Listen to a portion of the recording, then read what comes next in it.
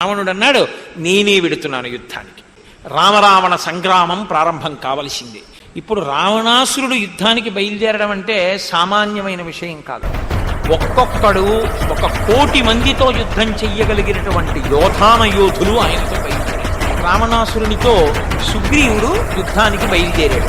సుగ్రీవుణ్ణి చూడగానే కోపగించిన వాడై శూలాన్ని చేత్తో పట్టుకుని విపరీతమైన వేగంతో గురి చూసి కొట్టే ఆ శూలము వచ్చి గుండెల్లో గుచ్చుకుని వెంటనే స్పృహ తప్పి సుగ్రీవుడు యుద్ధభూమిలో పడిపోయాడు. లక్ష్మణస్వామి వచ్చి అన్నారు, అన్నయ్య నువ్వు వెళ్ళడమా యుద్ధానికి? నేను వెళ్ళి రావణుణ్ణి నిగ్రహిస్తానన్నారు. ఈలోగా లక్ష్మణుడు రావణాసురుడి మీదకి యుద్ధానికి వెళ్ళే లోపల స్వామి హనుమ రావణాసురుడితో యుద్ధానికి వెళ్ళారు. ఏ అస్త్రమునకు ఏ శస్త్రమునకు నేను కట్టుబడను, నిన్ను చంపడానికి అస్త్రశస్త్రాలు అక్కర్లేదు, ఒక్క పిడిగుద్దుతో నిన్ను పడగొట్టేస్తాను చూడని ఒక్క పిడిగుద్దు ఒకటి రావణాసురుడి యొక్క గుండెల మీద గుద్దారు. గుద్దితే ఇంత రావణాసురుడు కూడా ఒక్కసారి విచలితుడైపోయినట్టుగా కదిలిపోయాడు రథం మీద. హనుమంతటి వారు అంత క్రోధంతో కొట్టిన గుద్దుని తట్టుకుని తన పిడికిలి బిగించి ఆ వానరోత్తముడైనటువంటి హనుమని ఒక్కసారి వక్షస్థలంలో గురి చూసి ఓ గుద్దు గుద్దారు. ఆ రావణాసురుని యొక్క దెబ్బ తన గుండెల మీద తగిలేటప్పటికీ ఇంతటి హనుమ గిరగిర తిరిగి స్పృహ తప్పి నేల మీద పడిపోయారు. లక్ష్మణస్వామి రావణాసురుడి మీద యుద్ధానికి వెళ్ళారు.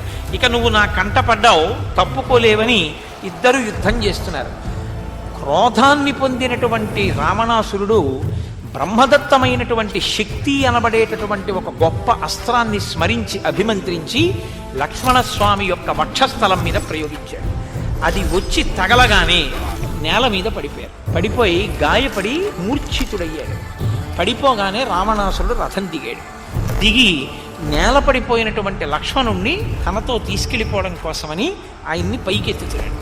ఒక్కసారి స్పృహ పొందినటువంటి హనుమ, నీవు లక్ష్మణుణ్ణి ఎత్తుకుపోతావా అని పరిగెత్తుకొచ్చి పిడికిలి బిగించి వంగి లక్ష్మణుణ్ణి ఎత్తుతున్నటువంటి రావణాసురుడి గుండెల్లో ఒక్క గుద్దు గుద్దారు.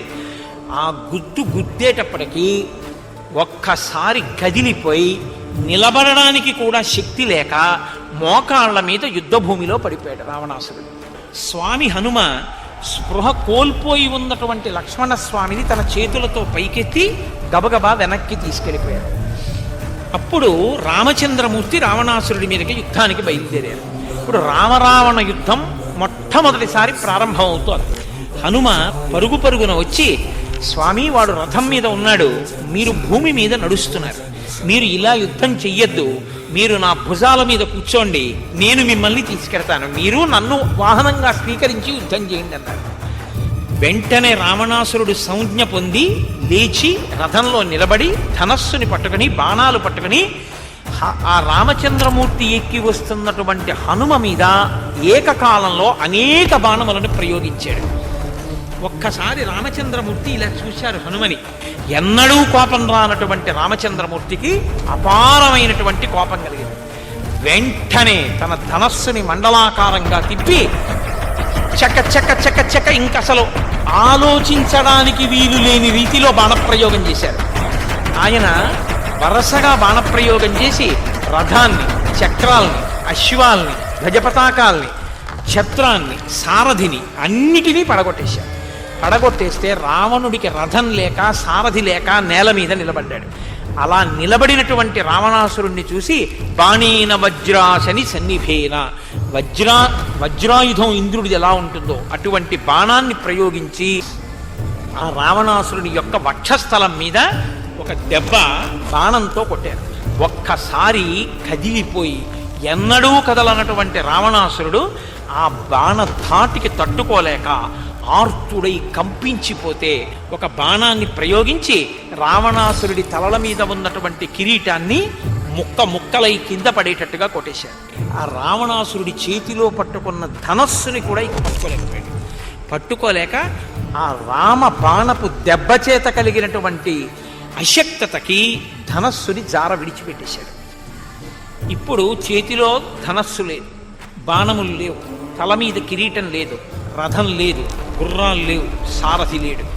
యుద్ధ యుద్ధ భూమిలో నిలబడి చేతిలో ఏ విధమైనటువంటి రక్షణ లేకుండా ఒక్కడు నీరసపడిపోయి భీతితో భయంతో రామచంద్రమూర్తి వంక చూస్తూ నిలబడి, రావణ, నీవు ఇప్పటిదాకా వానర యోధులతో యుద్ధం చేశావు, బాగా అలిసిపోయావు, నీకింక యుద్ధం చేసే ఓపిక లేదు, క్షీణించిపోయింది, నీ కిరీటం పడిపోయింది, నీ రథం భగ్నమైపోయింది, నీ గుర్రాలు మరణించాయి, నీ సారథి మరణించాడు, నీ చేతిలో ఆయుధాలు లేవు, కాబట్టి నిన్ను నేను చంపను, విడిచిపెట్టేస్తున్నాను, హో అంతఃపురా.